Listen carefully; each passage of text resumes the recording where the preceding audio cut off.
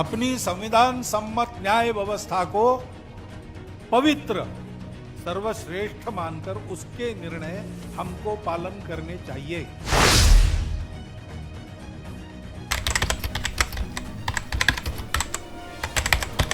परंतु हर मस्जिद में शिवलिंग क्यों देखना? नमस्कार दोस्तों, आज हम आपको एक ऐसी कहानी सुनाने जा रहे हैं जो देश की राजनीति को हिला सकती है।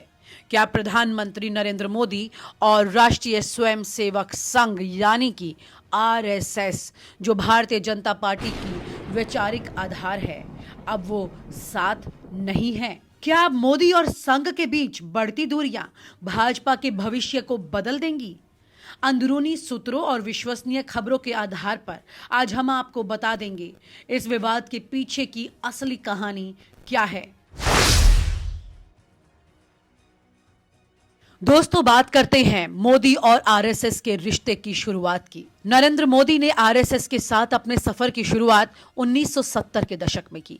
एक समर्पित प्रचारक के रूप में उन्होंने संगठन के सिद्धांतों को न सिर्फ अपनाया बल्कि अपनी जिंदगी का हिस्सा बना लिया।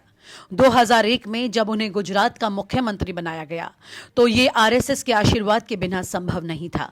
इसके बाद 2014 आया, पूरे देश में मोदी लहर छा गई। आरएसएस ने न सिर्फ उनके नेतृत्व को स्वीकार किया बल्कि उन्हें देश के प्रधानमंत्री के रूप में स्थापित करने में हर संभव मदद की। ये वो समय था जब मोदी और संघ का रिश्ता सबसे मजबूत था। दोनों साथ में हिंदुत्व, विकास और राष्ट्रवाद को बढ़ावा दे रहे थे। लेकिन दोस्तों, जैसा कि कहा जाता है, हर रिश्ते में कभी ना कभी मतभेद आ ही जाते हैं।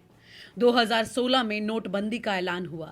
पीएम मोदी ने इसे देश की काली अर्थव्यवस्था पर सर्जिकल स्ट्राइक बताया, लेकिन आरएसएस के कई वरिष्ठ नेताओं ने इस पर चुप्पी साध ली।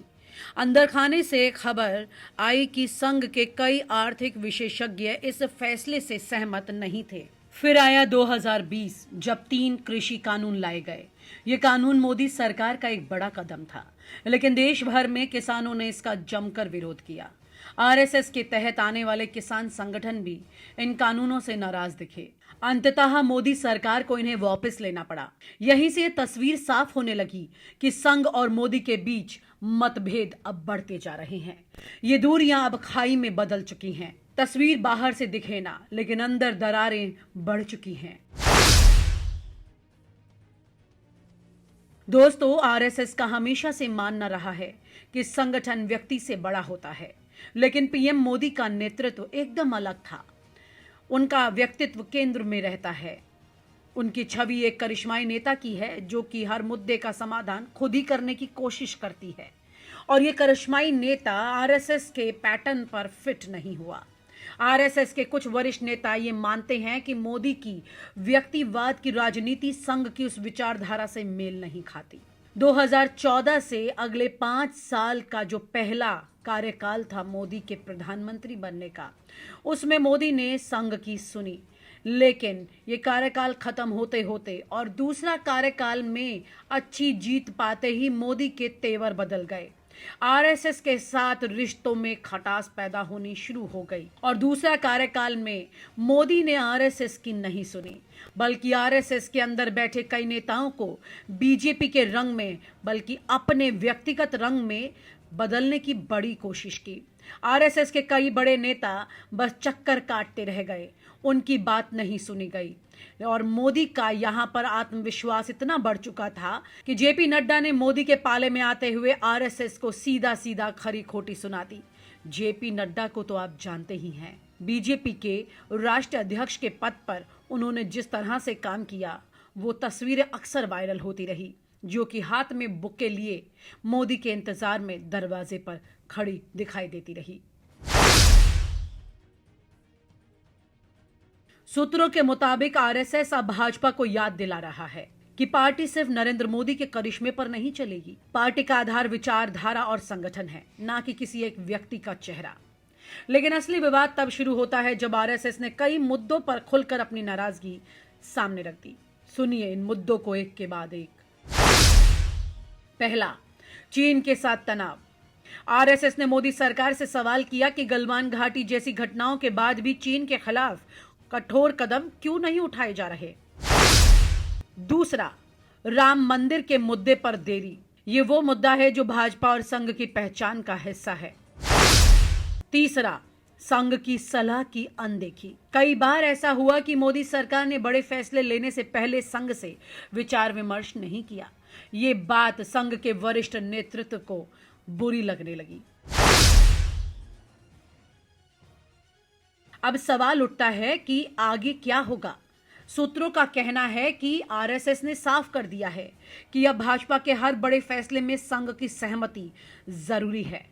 संघ ने भाजपा के भीतर एक नई रणनीति पर काम शुरू कर दिया है। नए चेहरों को मौका। संघ अब भाजपा में नए नेताओं को उभारने की तैयारी कर रहा है। संगठन पर जोर। संघ ने भाजपा को याद दिलाया है कि पार्टी व्यक्तित्व से नहीं, संगठन और विचारधारा से चलती है। मोदी पर निगरानी। हर बड़े फैसले पर संघ की कड़ी नजर रहेगी। दोस्तों, आपको जानकर हैरानी होगी कि मोदी, जो कभी हर फैसले पर अडिग रहते थे, अब संघ की बढ़ती निगरानी के कारण बैकफुट पर आ चुके हैं।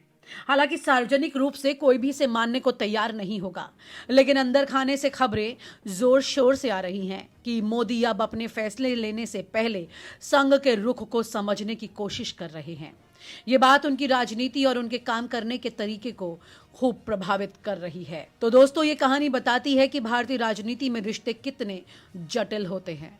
नरेंद्र मोदी और आरएसएस का साथ कभी अटूट माना जाता था, लेकिन आज उनके बीच की खटास भाजपा के भविष्य पर सवाल खड़ा कर रही है। क्या आरएसएस और मोदी के बीच ये दरार बढ़ेगी या फिर दोनों एक बार फिर साथ आकर भाजपा को एकजुट रख पाएंगे?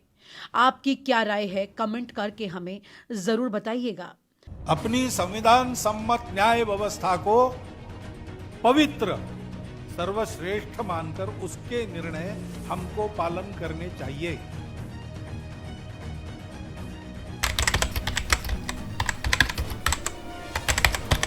परंतु हर मस्जिद में शिवलिंग क्यों देखना? नमस्कार दोस्तों, आज हम आपको एक ऐसी कहानी सुनाने जा रहे हैं जो देश की राजनीति को हिला सकती है। क्या प्रधानमंत्री नरेंद्र मोदी और राष्ट्रीय स्वयंसेवक संघ यानी कि आरएसएस, जो भारतीय जनता पार्टी की वैचारिक आधार है, अब वो साथ नहीं है? क्या अब मोदी और संघ के बीच बढ़ती दूरियां भाजपा के भविष्य को बदल देंगी? अंदरूनी सूत्रों और विश्वसनीय खबरों के आधार पर आज हम आपको बता देंगे इस विवाद के पीछे की असली कहानी क्या है। और आप हमसे जुड़े रहने के लिए सब्सक्राइब करें YouTube पर, फॉलो करें Twitter पर और लाइक करें Facebook पर। और ज्यादा जानकारी के लिए आपको टाइप करना होगा सिर्फ न्यूज नशा।